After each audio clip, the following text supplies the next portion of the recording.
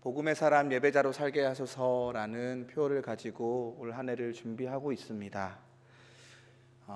복음의 사람이 어떤 사람일까 계속해서 성경의 인물을 떠올리다가 다윗이라는 인물이 떠올랐습니다.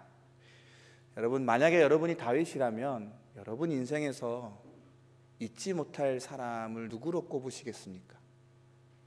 내가 만약 다윗이라면 내 인생에서 잊으면 안 될 사람, 잊지 못할 사람으로 누구를 꼽으시겠습니까?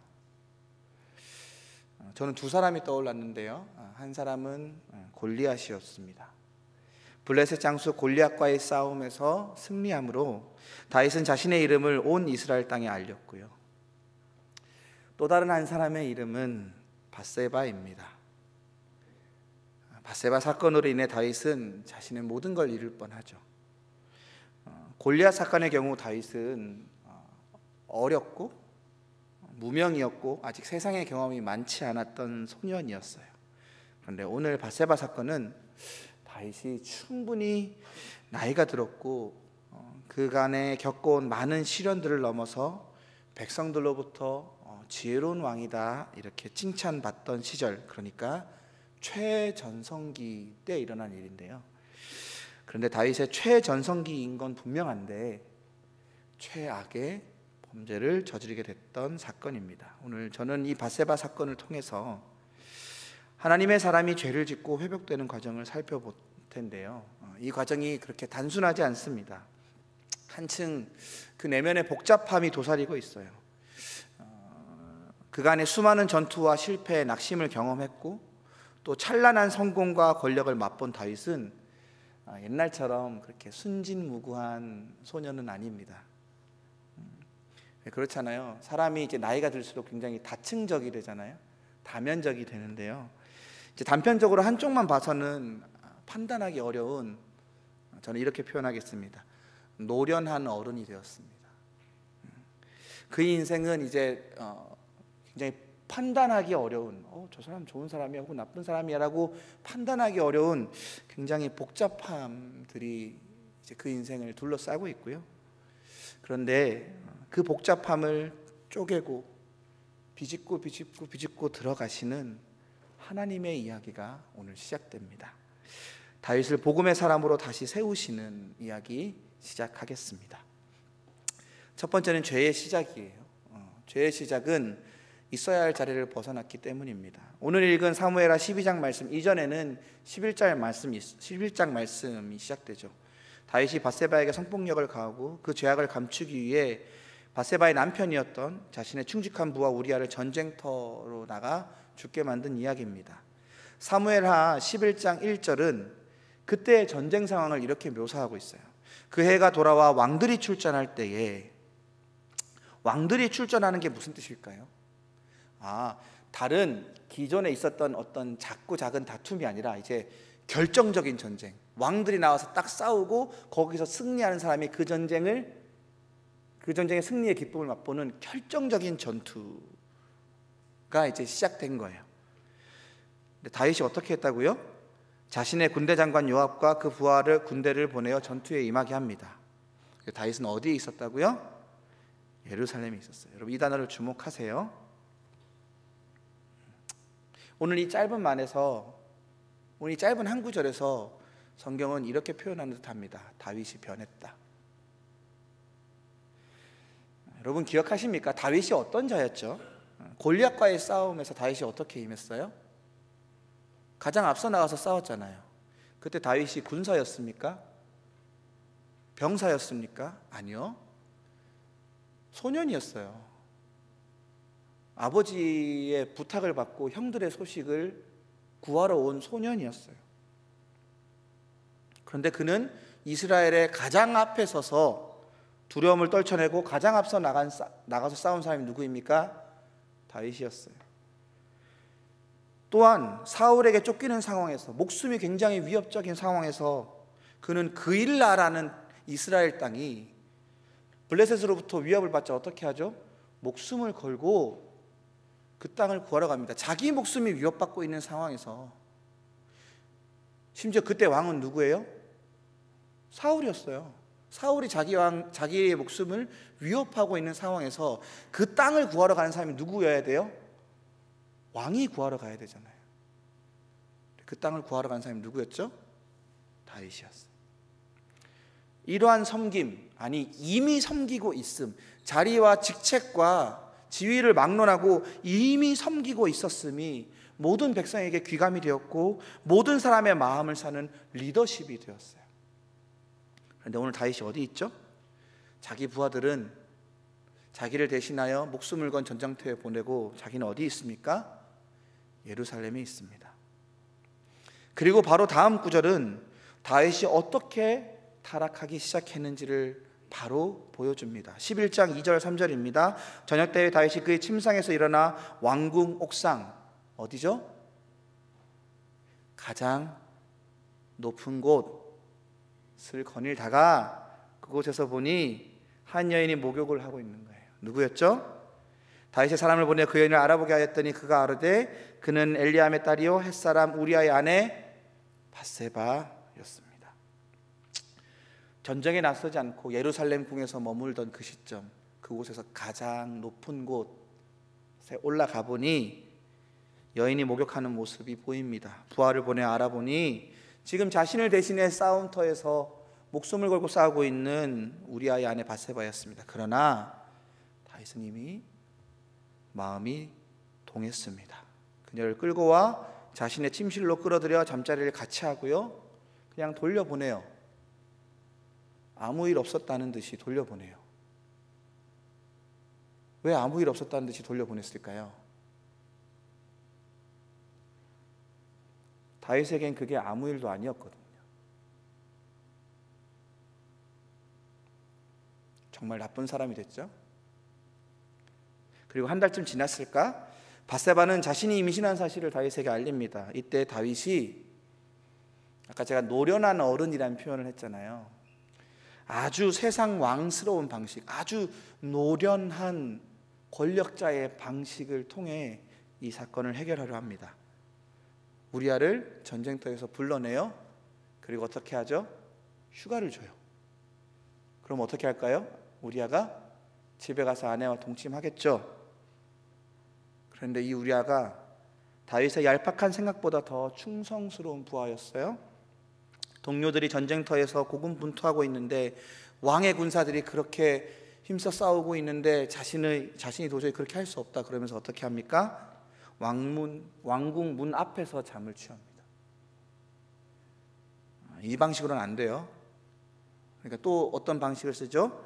우리아에게 편지를 쥐어주고 전쟁터에 보내요. 요압 장군이 거기 있었는데 거기 이 편지에는 뭐가 있었죠? 우리아를 죽일 계획이 있어요. 어떤 전투에? 가장 치열한 전투에 앞세우는 거예요. 여러분, 그리고 다윗의 계략대로 죽습니다. 우리아가. 여러분, 우리 이걸 형법상으로 뭐라 그러죠? 살인교사라고 합니다. 살인교사가 왜 나쁩니까? 자기 손으로 죽이지 않고 남의 손을 더럽혀 죽이기 때문입니다. 우리아는 다윗의 계략대로 전사합니다. 그리고 이 모든 일의 마침표를 찍을 날이 왔습니다. 11장 27절이에요.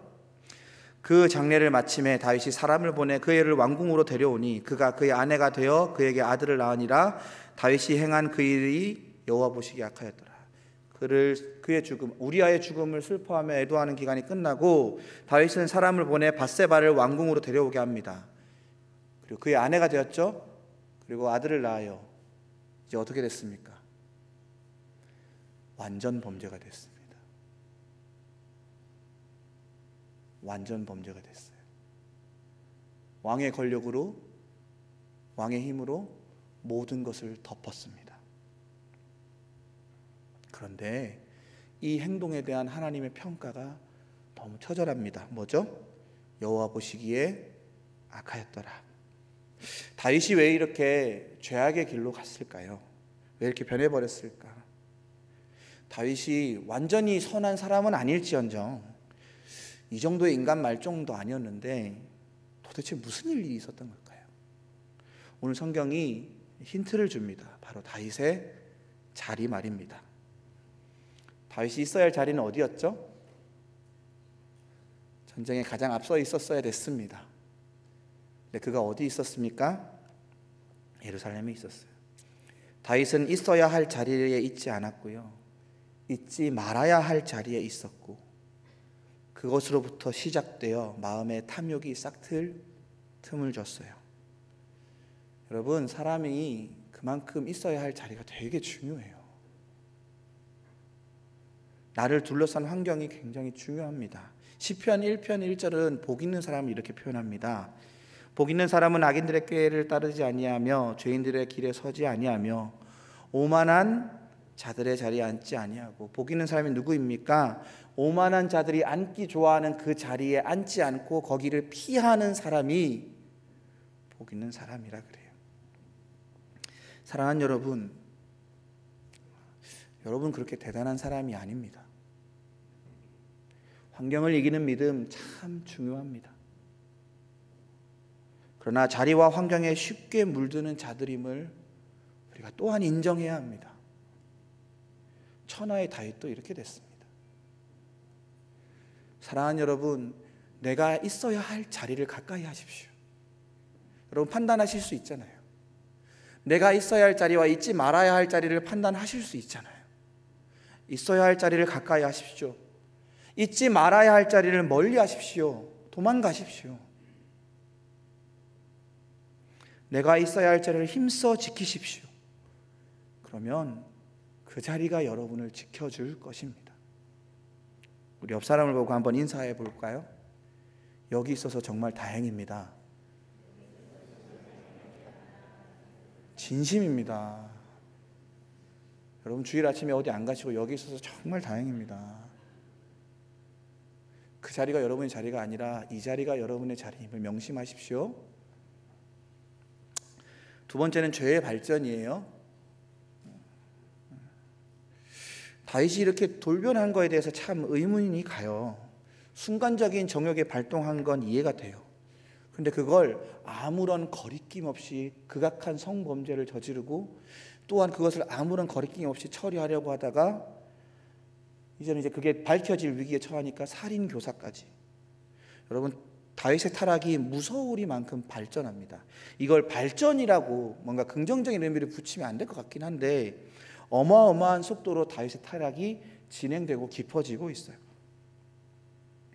그런데 이 모든 과정에서 다윗의 행위를 설명하는 아주 눈에 띄는 단어가 있어요.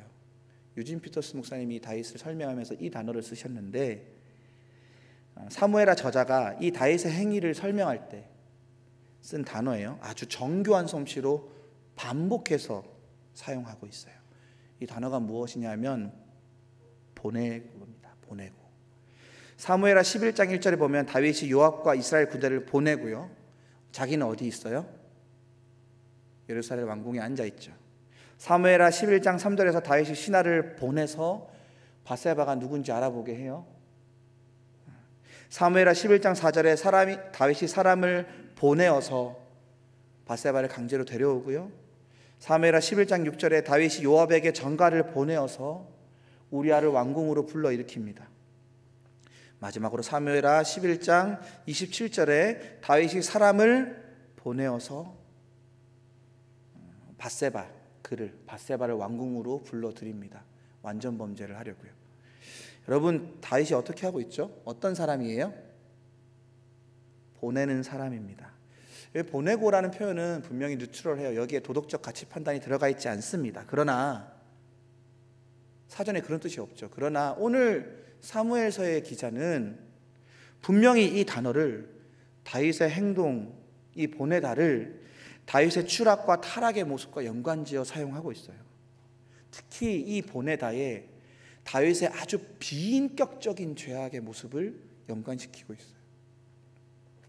원래 가장 앞서 전투에 나가야 했던 왕이 이제 뒷전에 물러나 있다는 의미로, 자신의 정욕의 대상을 확인하는 의미로, 자신의 힘, 왕의 권력을 오용하고 어뷰즈해서 잘못 사용해서 성폭력을 가하는 상황으로, 자신의 죄의 대가를 감추기 위해 자신의 충직한 부하를 희생시키는 계략을 실행하는 의미로, 그리고 그 우리아가 죽자 그 계략이 완성되고 완전 범죄의 종지부를 찍겠다는 의미로 말입니다.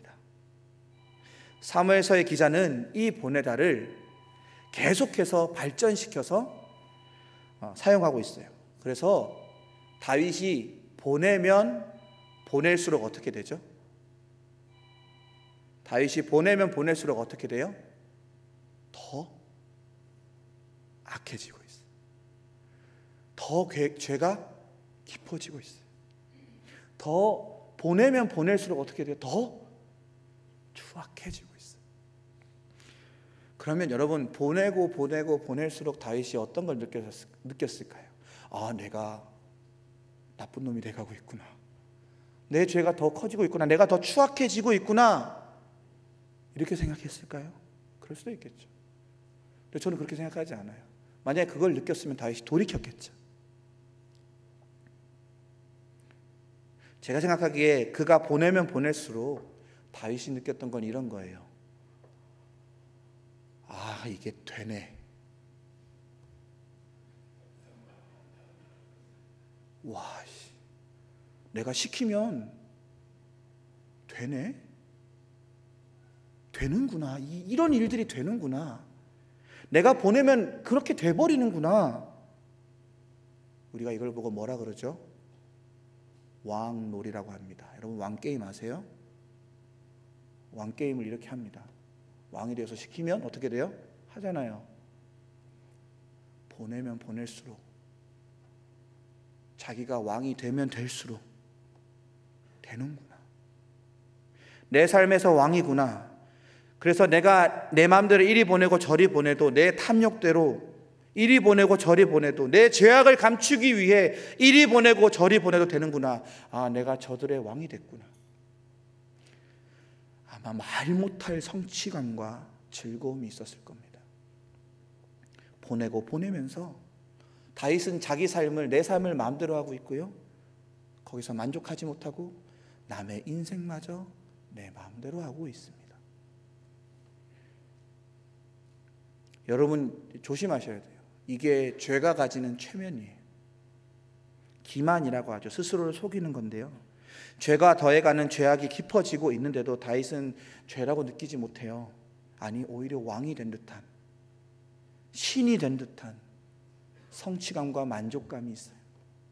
밧세바를 데려왔을 때 그걸 죄라고 여기지 않고요, 이건 내 사랑의 표현이야, 이렇게 느꼈을 수도 있어요. 우리아를 보냈을 때 내가 죄인이 아니라, 와, 이런 것도 되는구나. 자신의 왕권을 즐겼을 수도 있어요. 사랑하는 여러분, 우리는 여기서 다윗만 봐서는 안 돼요. 오늘 하나님의 사람조차 이 죄의 기만, 죄에 속이는 것을 넘어가지 못했어요. 이 죄의 기만은 조금씩 모양이 다를 수 있으나 계속해서 우리 삶, 인간의 삶에서 계속해서 반복하고 있습니다. 그걸 부인할 수 없어요. 부인할 수 없어요. 내 멋대로 살려는 것, 내 뜻대로 사람을 부리고 지배하려는 것, 내 추악을 감추기 위해 사람을 공격하는 것, 별 다를 거 없잖아요. 여러분, 다윗의 이야기가 정말 참 별별 이야기가 다 있네라고 생각하실 수 있는데 별 얘기 아니에요. 왜냐하면 우리도 비슷하거든요. 여기서 다윗만 보지 말고 나를 봐야 돼요. 내가 다윗과 비슷하구나. 아, 내가 죄에 빠져가고 있구나. 내가 내 안에서 왕노릇하고 내가 저 사람을 지배하려고 하는구나.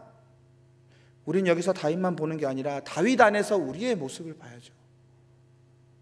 죄의 기만에 빠져 나의 왕노릇하던, 저 사람의 왕노릇하고 싶어했던, 이 세상의 왕노릇하고 싶어했던 나의 죄성을 깨끗하게 인정해야 됩니다. 여러분, 이걸 인정할 때 하나님이 우리에게 여시는 새로운 이야기로 들어갈 수 있어요. 이걸 인정하지 않으면 우리는 계속 깊어질 뿐이에요. 마지막 세 번째는 죄의 종말, 복음의 시작입니다. 만약에 이렇게 다윗의 죄가 발전하는 걸로 이야기가 끝나면 다윗도 그렇고 우리에게도 그렇고 희망이 없어요. 그죠? 여러분, 죄의 구렁텅이에서 빠져나올 자신이 있으세요? 없어요. 정말 암울한 겁니다. 그런데 오늘 우리를 이런 죄악의 구렁텅이에서 끝나버리도록 그냥 두시지 않는 하나님의 이야기가 시작됩니다. 오늘 읽은 본문의 말씀, 처음에 사무엘하 12장 1절 말씀인데요, 우리 같이 한번 읽어보겠습니다. 시작. 여호와께서 나단을 다윗에게 보내시니 그가 다윗에게 가서 이르되 한 서금에 두 사람이 있는데 한 사람은 부하고 한 사람은 가난하니 이런 이야기가 시작되죠.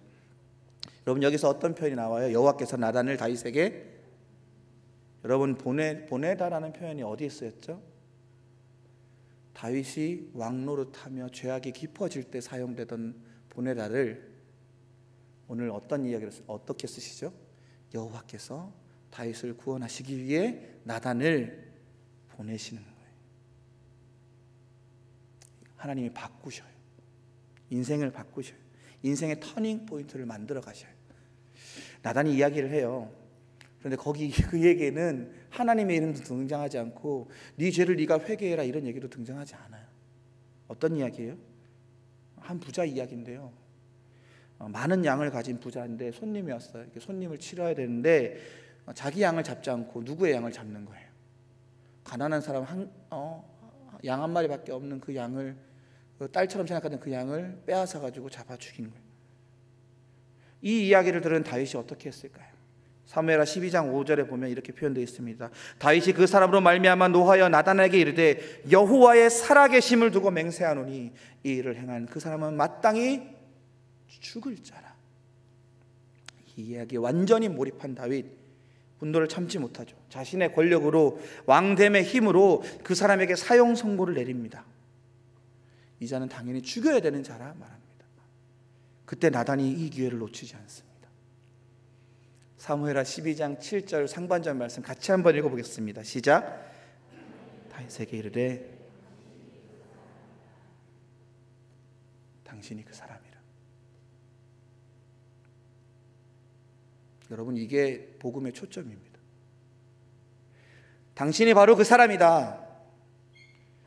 나 지금 다른 사람 얘기한 거 아니다. 당신 얘기한 거다. 복음은 언제나 당신 그리고 나에 대한 이야기다. 여기에는 나단의 아주 절묘한 복음 제시가 들어가 있습니다. 처음엔 3인칭처럼 얘기해요. 저기 뭐 한 부자가 있었는데요. 그 사람이 글쎄 이런 일을 저질렀기 뭐예요. 우리가 이런 얘기를 들을 때는 아주 불쌍한 이야기면 어떻게 해요? 동정심이 들기도 하고 또 나쁜 이야기를 들었을 때 어떻게 해요? 분노가 일어나기도 하잖아요. 왜 그래요? 멀리 떨어진 남 얘기라 그래요. 그런데 이 3인칭의 이야기를 나단이 몇 인칭으로 바꾸죠? 당신이 그 사람이라 2인칭으로 바꿉니다. 그 사람이 바로 당신입니다. 다윗은 이제 자기를 향한 복음의 초점 아래 섭니다. 그 죄인이 나라는 선언 앞에 다윗은 두 가지 선택을 할 수 있어요. 첫 번째는 내가 그 사람이라는 걸 부인하는 방법이에요. 아닌데요? 나 그 사람 아닌데? 부정하는 방식은 다윗이 이전에 했던 거예요. 우리아에게 했던 것처럼 나단을 차단하면 되죠. 왕으로서 할 수 있는 일이잖아요. 아니, 얼마 전에 했던 일이잖아요. 여러분, 다윗은 여기에 아주 능숙한 사람이 되었습니다. 반대로 두 번째는 내가 그라는 걸 받아들이는 거예요. 다른 사람을 판단하고 이런저런 이야기를 했던 3인칭의 이야기로 치부하는 게 아니라 그 사람이, 그 죄인이 나라는 걸 받아들이는 거예요. 3인칭이 2인칭이 됐고 그 2인칭이 뭐가 돼요? 1인칭이 되는 거예요. 나의 이야기로 반응하는 거예요. 정말 다행스럽게도 다윗의 이야기는, 다윗의 선택은 후자였어요. 13절 상반절 말씀 같이 읽겠습니다. 다윗이 나단에게 이르되 내가 여호와께 죄를 범하였노라. 내가 여호와께 죄를 범하였노라. 다윗은 실은 밧세바에게, 우리아에게, 또 태어날 아이에게 돌이킬 수 없는 죄를 범했습니다. 그런데 오늘 다윗은 뭐라 그러죠? 여호와께 죄를 범하였다 그래요. 밧세바와 우리아에게, 아이에게 미안하지 않은 걸까요? 사죄하고 싶은 마음이 없어서일까요? 아닐 겁니다. 다윗은 알아요. 다윗이 저지른 이 모든 죄의 결과는 남은 생애 동안 다윗을 따라다닙니다. 다윗은 우리아에게, 밧세바에게, 그리고 아이에게 사죄하고 용서해야 됩니다. 용서를 구해야 됩니다. 그런데 이러한 잘못에 대한 사과와 돌이킴 이후에도 근원적인 죄악의 뿌리가 있습니다. 그것은 바로 하나님께 대한 죄입니다. 이것은 만악의 근원이 되는 죄예요. 다윗이 하나님 대신에 자기를 중심에 놓은 것. 하나님이 나의 왕이셨는데 그 왕의 자리를 누가 차지하고? 내가 차지하고. 하나님이 저 사람의 왕이셨는데 그 자리를 누가 차지하고요? 내가 차지한 것 말입니다. 내가 나의 왕노릇하며 휘둘렀던 힘들이 내 인생뿐 아니라 다른 이의 인생마저도 망쳤습니다. 이걸 정직하게 고백하는 거예요. 다윗이 자신의 죄를 부정하지 않고 감추지 않고 예전의 방식대로 왕의 힘으로 덮어버리지 않고 정직하게 고백했을 때 다윗은 하나님 앞에 설 수 있었습니다. 아니, 실은 하나님 앞이야말로 내 모든 걸 다 벗어 던지고도 설 수 있는 자리입니다. 죄악으로 물들었던 다윗의 모습, 그러나 하나님이 바라시는 다윗의 다윗다움을 회복하는 곳이 어디입니까?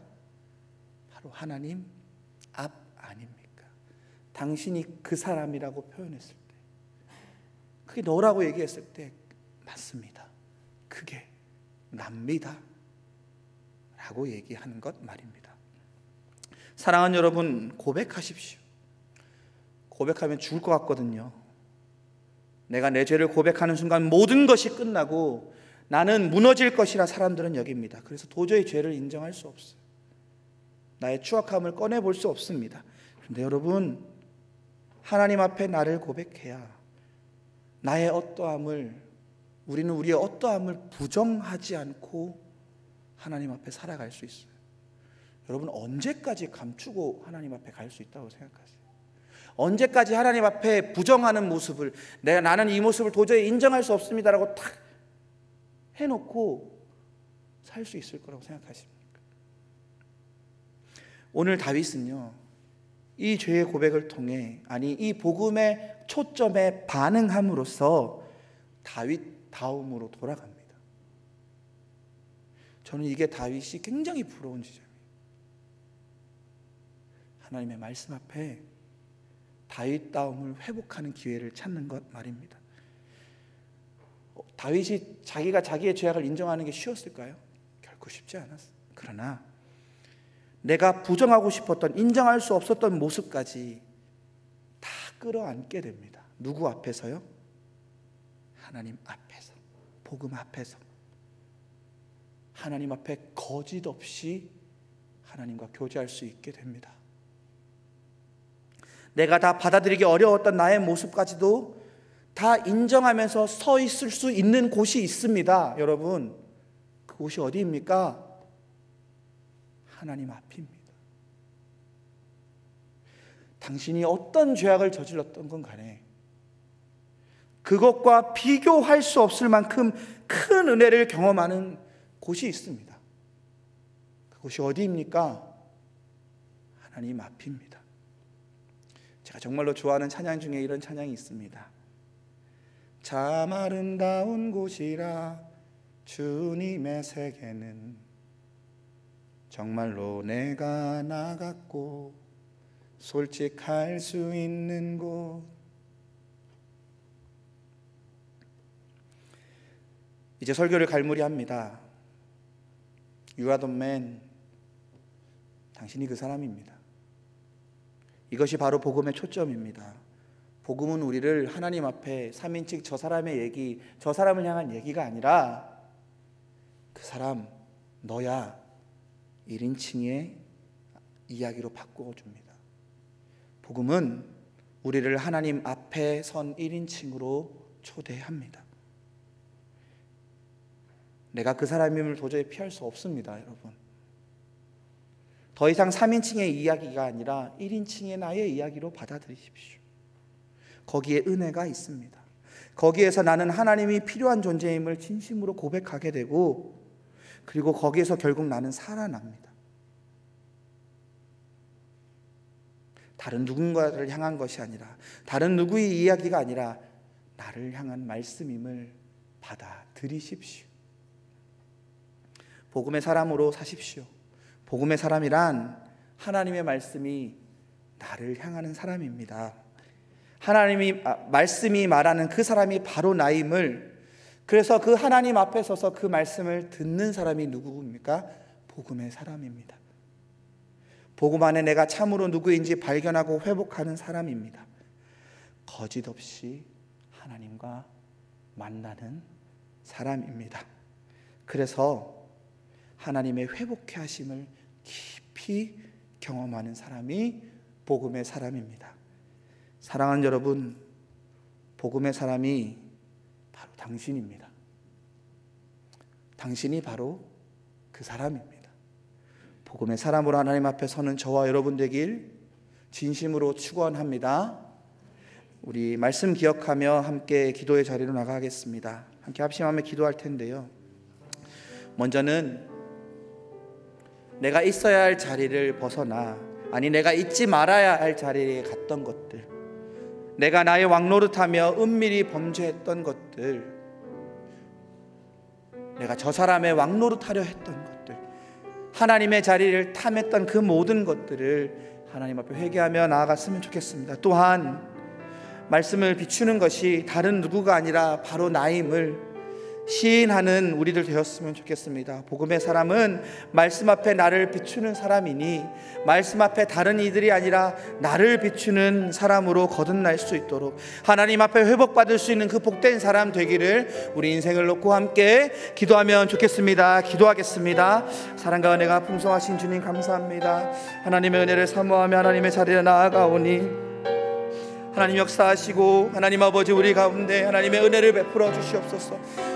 하나님, 내가 바로 그 사람이었습니다. 내가 왕노릇하며 하나님 아버지 나의 인생을 망쳤고, 내가 왕노릇하며 다른 이들의 인생을 망치려 했음을 하나님 아버지 이 시간 고백하오니 주님 우리를 긍휼히 여겨 주시옵소서. 하나님을 대신하여 하나님 내가 왕노릇했던 나의 자리를 지키지 못했던 나를 불쌍히 여겨 주시고, 하나님 아버지 하나님 그 말씀이 나를 비추게 하여 주시옵소서. 하나님 다른 누군가의 이야기가 아니라 나를 비추는 하나님의 거룩한 빛이 될 수 있도록 주님 인도하여 주시옵소서. 하나님 모든 것 감사드립니다. 하나님, 내가 나의 왕이 되려 했고, 내가 저 사람의 왕이 되려 했고, 내가 세상의 왕이 되려 했습니다. 그로 인해 저질렀던 수많은 죄악들 주님 앞에 정직하게 고백하오니 우슬초로 우리를 정결케 하여 주시옵소서. 하나님 말씀하여 주옵소서. 내가 복음의 사람으로 그 말씀이 다른 누군가를 향하는 것이 아니라, 다른 사람의 이야기를 하는 것이 아니라 나의 이야기임을 시인하며 주 앞에 서겠사오니 주님 우리에게 말씀하여 주옵소서. 그 말씀 앞에 나를 비추며 나를 회복하게 하여 주시옵소서. 복음의 사람으로 하나님 앞에서 회복함을 받는 복된 인생 되게 하여 주옵소서. 모든 것 감사드리며 거룩하신 예수님 이름으로 기도드립니다. 아멘.